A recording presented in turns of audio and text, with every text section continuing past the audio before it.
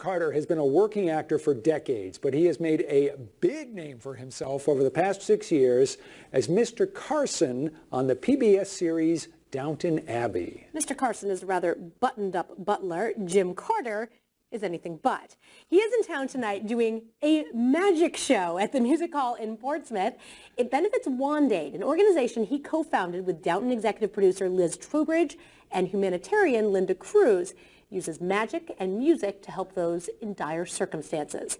I talked to Carter yesterday and had to start by asking him what he knows about magic. So I am a magician of many years standing, actually. I used to do a sort of vaudevillian stage act where I was sort of the worst magician in the world.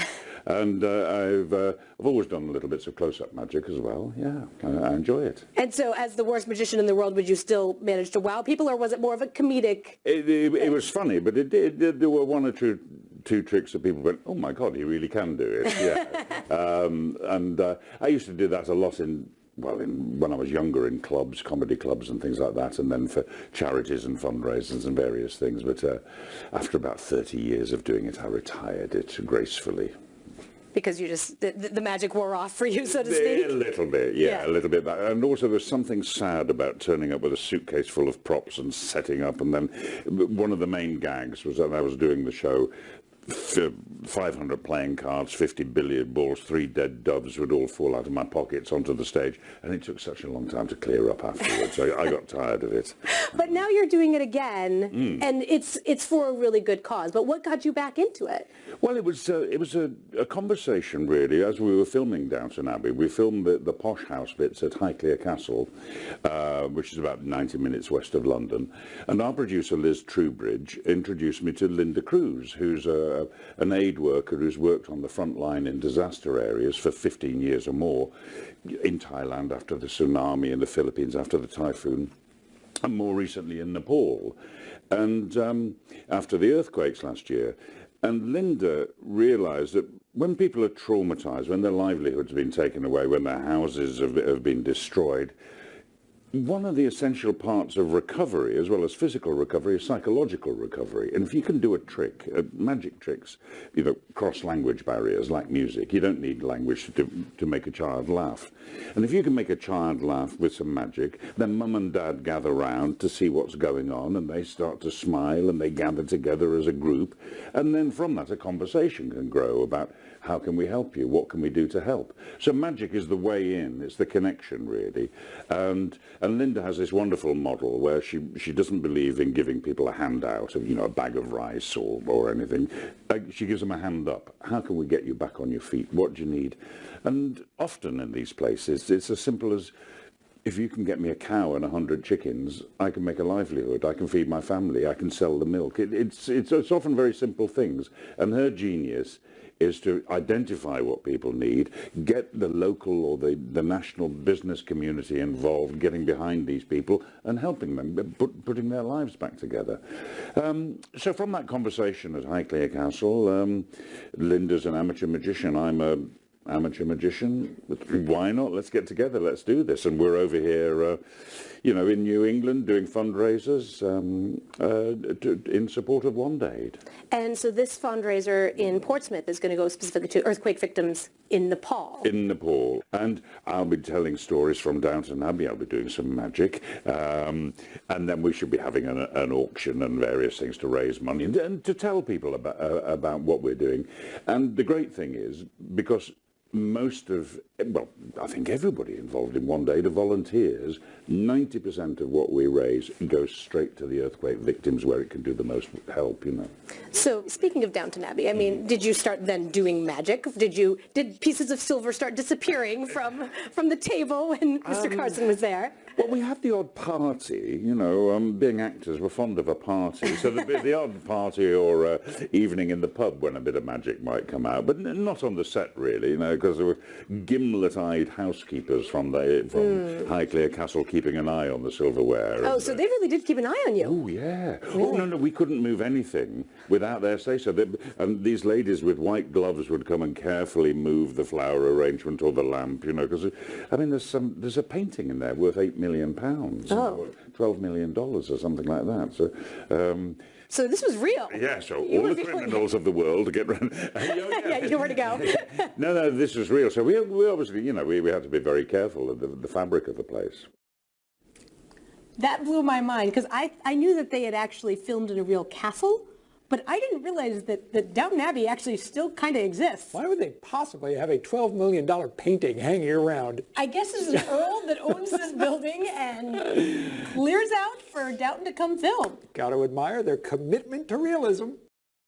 But first, we're going to bring you more of our interview with Jim Carter, better known as the butler, Mr. Carson, on the PBS series Downton Abbey. Carter was in Portsmouth last week as part of a magic show to support victims of the earthquake in Nepal through his charity, WandAid.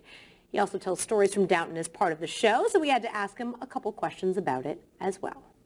Was there any moment that you wish that Mr. Carson could have had on the show that he didn't get to have, if you were to have one more season that you would like for him? Nothing.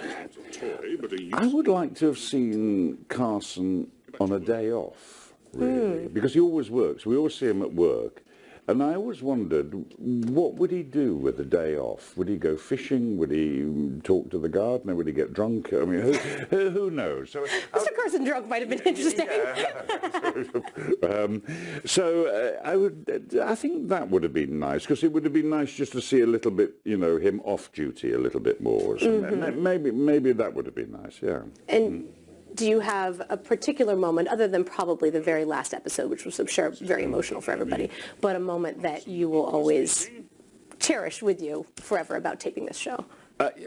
There is one moment, and it's, I think it's in Series 3, when Lady Mary is about to get married to Matthew Crawley, and she comes down the stairs in her lovely white wedding dress in the Great Hall there, and there's Lord Grantham, Hugh Bonneville and I waiting, looking up at her, and she says, "Will I do, Carson?" And, you know, I'm her downstairs dad. Right. And I said, yeah, very well, my lady. And sort of part of me could imagine my own daughter, you know, sort of, who's now 22, but one day she'll get married possibly. She won't possibly come downstairs as grand as that.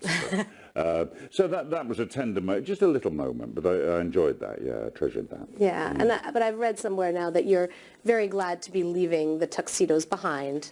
Not very glad, but it's time. The time is right. You want to finish before the stories dry up or you start repeating yourself. So it feels right. I mean, it's given us tremendous pleasure, given a lot of people tremendous pleasure, and it just feels, yeah, let's now leave that and go away. And it's good that people are disappointed and want more, but always leave before you're not wanted. Yeah, exactly. You said it, Caroline. Yeah. Which is sort of, I guess that was your attitude towards magic before you went into acting.